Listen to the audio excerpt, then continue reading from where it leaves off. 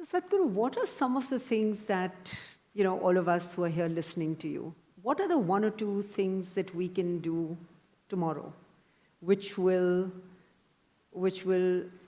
increase this level of awareness, perception, thoughtfulness? Oh, you're talking about a takeaway, huh? In a sense, but an enduring takeaway. It's not lighthearted. It's not, because we've heard a lot, and I'm sitting here and saying, okay, so what do I do differently tomorrow?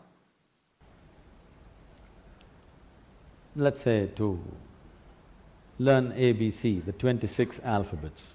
At least if you learn the Indian languages, you know 54, whatever. 26 alphabets. How long did you take to learn to write them properly in their proper order and use them whichever way you want? How long did you take? Oh, I'm still at it. A long time. At least 3-4 years minimum. Yeah. To learn to make sentences and use the way you want, maybe you took 12-15 years. Much longer than that, yes. So you gave so much just to learn some wordcraft. But to know something about the fundamental nature of your existence which could just change you dimensionally, you want to know it in 2 minutes. Why are you so unfair? No, I only want to know where to start in 2 minutes. Okay. Where to start? Just do this much. Before you go to bed today, one thing is, every hour, okay, remind yourself. Right now, it's going to be 8 o'clock, 8 o'clock, remind yourself, wow, I'm still alive. No, don't laugh. So many people who go to bed today will not wake up tomorrow morning. More than 1 million people on the planet will not wake up tomorrow morning. Tomorrow morning, suppose you wake up.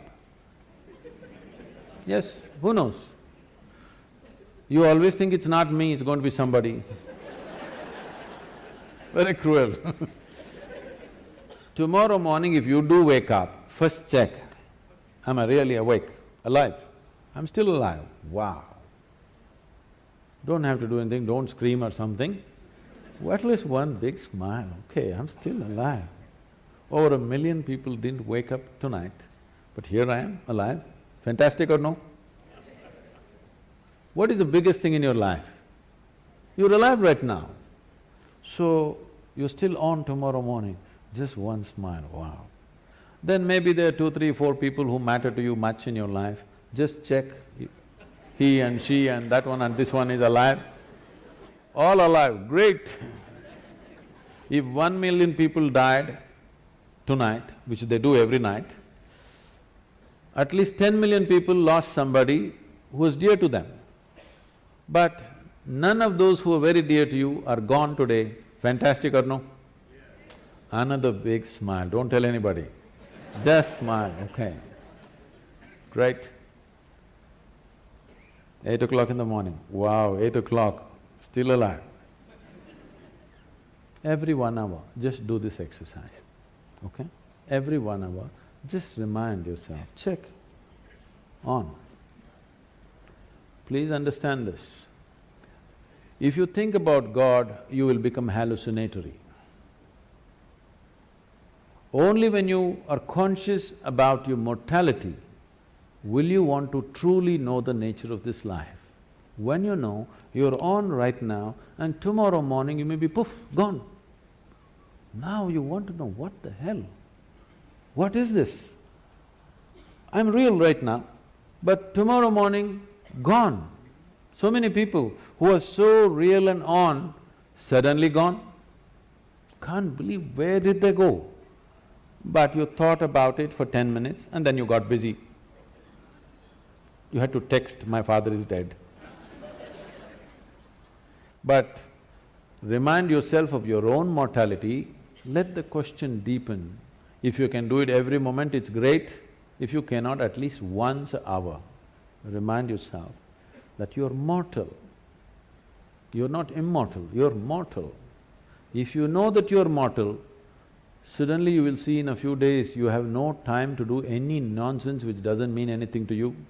You will do only what really matters to your life. You have no time to do any rubbish with anybody. You will have time only to do the best things that you want to do, what you truly care to do in your life, and nothing other than that. And that's what you should be doing because it's a very limited amount of time.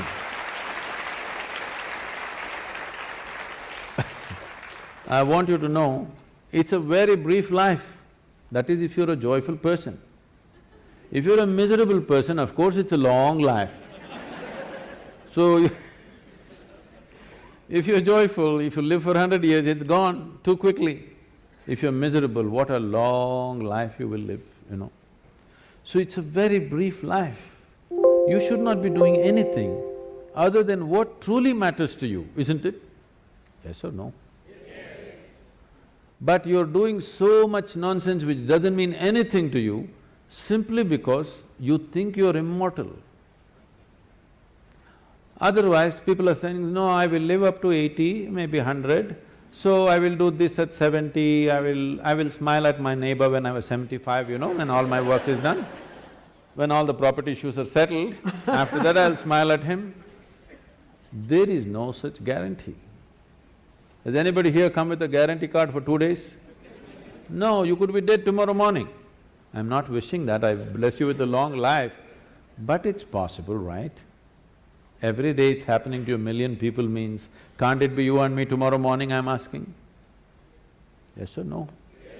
If you are conscious of your mortality, becoming aware will naturally happen because the significance of being alive will blossom. You used all kinds of words which are straight from the American coast, mindfulness, awareness, mental alertness. No, you need to separate these things. Being mentally alert will help you to survive better. If I'm mentally alert, I can drive better, I can do my work better, I can do something else better. It's survival. Awareness is not about survival. When I first asked you the question, how do you know that you're here? You went around and then you said, I'm conscious. Only because you're aware, you're alive. Your awareness is aliveness, your aliveness is awareness. The question is only about how alive. Lot of people think if they're 50% alive, it's pretty good. Yes, you can survive 50%, but you need to understand, if we want to torture somebody, if you want to torture somebody, what would you do? You'll kill them? Suppose you got employment in hell, let's say. You are given the job of torturing people. What will you do? Kill them? Hello? No. No. Keep them half alive.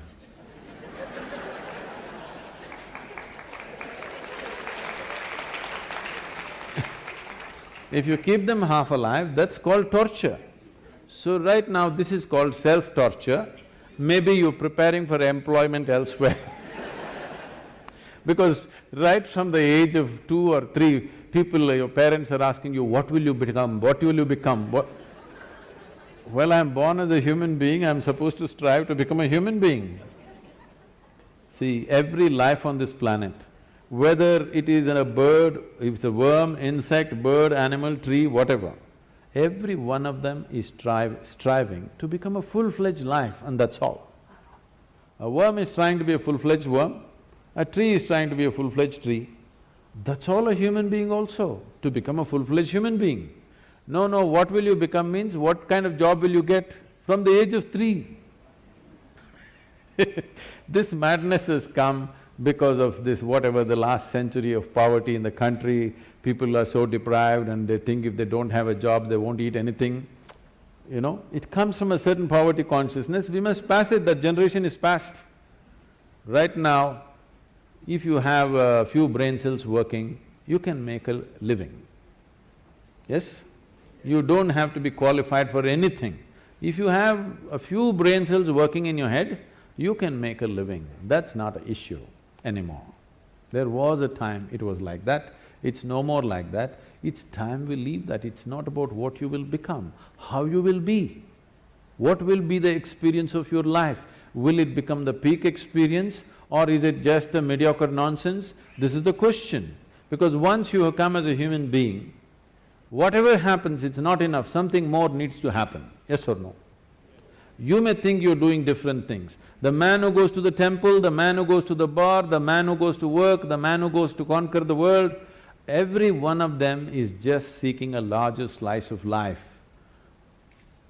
Some people go to the mall, some people go to the PDS, just like that. Some people think it comes free in the temple, so they go there, somebody else go to conquer the world, somebody go shopping. What is it that you're trying to do? Just trying to have a larger slice of life.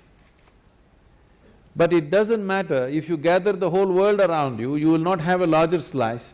Your larger slice will happen only if your ability to perceive is enhanced. If your ability to experience is not enlarged, then you can have everything around you, still your experience is the same. Modern life is just that. No other generation had the things that we are having around us. Most homes are looking like a warehouse. Because they're shopping trips, they don't know where to keep it, everything is falling all over the people, there's no place for the people, full of things. But does it bring well-being or happiness or anything? No. You cannot determine the experience of what's happening within you from outside. It has to happen from within. And it is how enlarged your experience is how big your life is. Not about socially how big people think you are. That may work socially a few things for you, but it doesn't work in terms of life. So when we say awareness, we are talking about the essential ingredient of life, because only because you're aware, you're alive, isn't it so? Yes? Now the question is, how alive?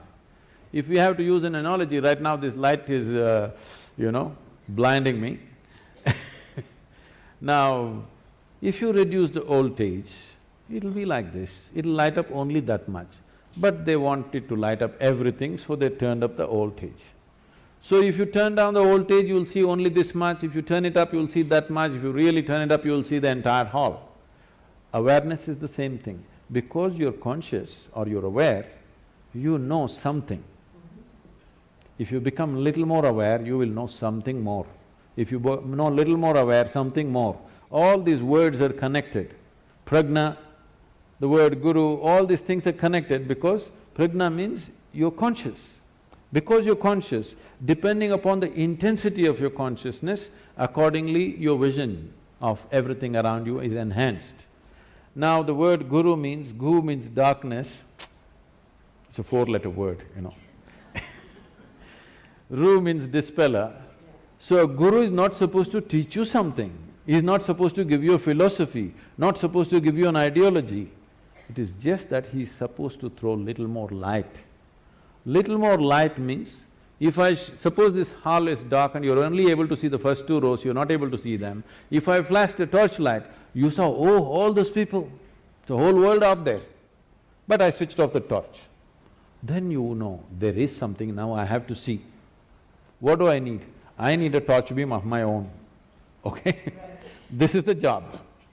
Because the children in the home where I'm staying, they're declaring, he's not like a guru, he doesn't talk like a guru, he doesn't look like a guru, he doesn't walk like a guru, he's not a guru. I'm very glad, I'm getting certified. Yes, yes. Now, about seeing everything the way it is, because if I want to walk through this, there are a whole lot of people right now, belief systems. You believe in God, all right? Now, I know in the corporate world, people have shifted this, I believe in myself. Which is somewhat misplaced, but that's okay. Both are misplaced, they produce different kinds of impacts. Absolutely. See, belief means what? Essentially belief means you're unwilling to admit what you do not know as I do not know. Whatever you do not know, you believe. If you believe, what it does to you is, it'll give you confidence. Confidence without clarity is a disaster. Right now, let us say, I cannot see these people, my vision is not clear, but I have great confidence, I'm going to walk through these people. You know what I will do? I'll step over everybody and go, because I'm very confident, the whole lot of people like this. If my vision is clear, I will go through this without even touching anybody. If my vision is not clear, and I have no confidence, I will ask, please can somebody show me the way? But now I have no clarity, but I have confidence. It's a disastrous process. So believing in God, believing in yourself, believing in anything means, it's just a B word, you know. You're just bullshitting yourself about something that you do not know. Right, right. What is the problem? What I know, what I do not know, I do not know. What is the problem with this? If this much sincerity enters your life, come to this much. What I know, I know. What I do not know, I do not know. I don't believe anything, I don't disbelieve anything. I'm willing to look at everything. You will become a sensible human being, and every 1 hour you remind yourself you're mortal and celebrate with a smile that you're still alive. You will see wonders will happen to you. Thank you. Great.